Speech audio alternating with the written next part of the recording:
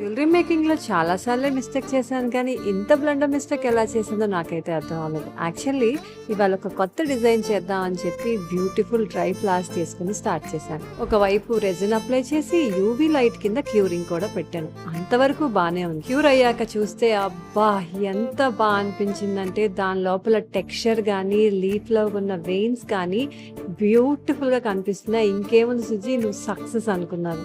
Front side అయితే super look వచ్చింది. Back side resin apply చేసి స్టడ్స్ పెట్టాను. ఇక్కడే అసలైన పెద్ద మిస్టేక్ చేశాను. అప్పుడు అనిపించింది ఇన్ని ఇయర్స్ ఎక్స్పీరియన్స్ ఉన్నా ఇంత బ్లండర్ మిస్టేక్ ఎలా చేశాను అని. ఇంతకీ అసలు మిస్టేక్ ఏంటా అనుకుంటున్నారా?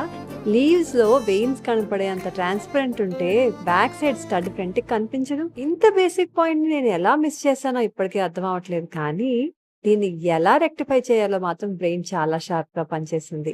అదెలా తెలుసుకోవాలి అనుకుంటే నాకు రేపటి వీలు వరకు మీరు వెయిట్ చేయాల్సిందే. ఇలాంటి టిప్స్ తెలుసుకోవాలంటే డూ ఫాలో మీ.